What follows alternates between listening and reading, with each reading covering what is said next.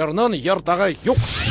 Бигрәк тә җырлый белүчесе булса, аны татар сәхнәсенең сандугашы диләр. Берәүләр өчен ул якын дус, хезмәттәш Венера, икенчеләргә җырчы Венера Ганиева, ә өченчеләр өчен укытучы Венера Ахатовна. Әле күптән түгел генә туган көнен билгеләп үтте ул. Опера һәм эстрада йолдызына 55 яшь тулды. Бу яшькә ни белән килгән ул? Бу атнада үзенең шәкертләре белән концерт куйды җырчы. Ничә баладан җырчы ясарга тырышкан укытучы апа, ничәсеннән җырчы чыккан. Бу хакта алга таба. Танцевальные номера все пройдем, ладно? Үтә таләпчән һәм башлаганын җиренә җиткереп эшләргә ярата диләр Венера Ганиеваны якыннан белүчеләр. Концерт алдыннан да шулай, җырчы барсында үз кулында тота. Хәтта репетиция вакытында да ташламай ясамый. Хас бәбкәләре кебек тезелеп утыручыларның барсы да аның шәкертләре. Үзен гел яшьләр әйләндереп алгангамы яңа буын вәкилләре белән эшләүдән ләззәт алам ди. Алар белән бер казанда кайнап, үзеңнең яшең турында да онытасың. Аларның иҗатларына шатланып яшисең. Алар арасында әлбәттә төрлесе бар. Алар һәммәсе дә сокланырлык, һәммәсе дә берсеннән берсе аерылып тора.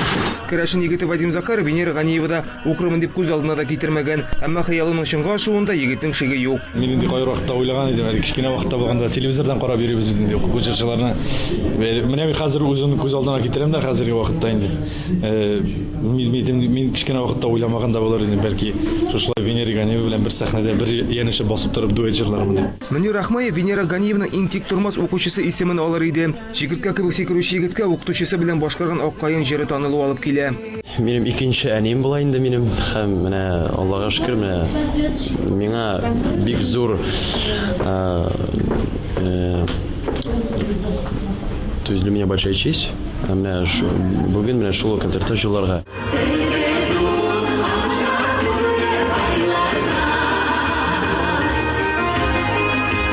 Әниләре баштан гына сыйпап тормый икән, укучылары аның тавыш күтәрүен кычкырган вакытында күрә. Укытучылар арасында ул кырыс исемен йөртә. Төрле чагы була. Кай вакытта безне бик каты итеп мактый, кай вакытта безне менә үтереп бетереп сүгеп ташларга булдыра ул шундый хәлләрендәген. Шулай дип әйтәләр, таләпчән дип. Усал диләр мине. Таләпчән булмасаң, ничек максатка ирешеп була?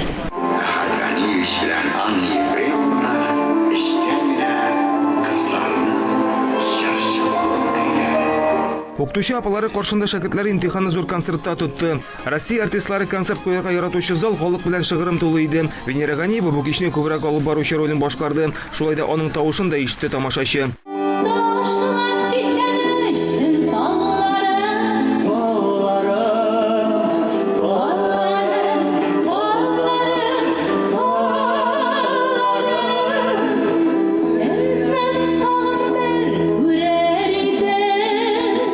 Сәхнәгә чыккан җырчылар арасында инде шактый танылганнары да бар. Раяз Фасыйхов, Лилия Муллагалиева, Мөнир Ахмаев, Алсу Хабибуллина, Илназ Сафиуллин һәм Алина Сафиуллиналар инде күптән сәхнәдә үз урынын тапкан. Юлдыз авыруы белән авырмыйлар. Минем үземне дә урынга утыртучылар бар ди Венера Ахатовна. Идә шулай иптәшем белән безнең конфликт дип әйтмим, шундый разногласиялар булганда әйтеп куям аңа. Мин бит инде Юлдыз. Ул маңа 0 эмоция. Шуның белән мин өйдә шундый гади генә бер татар хатынына әйләнәм дә куям.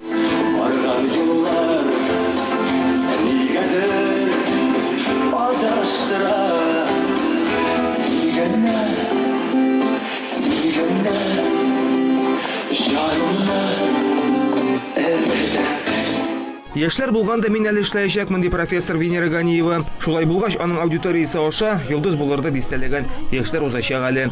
Нияз Рахман, Александр Лобанов, Шәүкәт Ахманов, Казан телерадиокомпаниясе.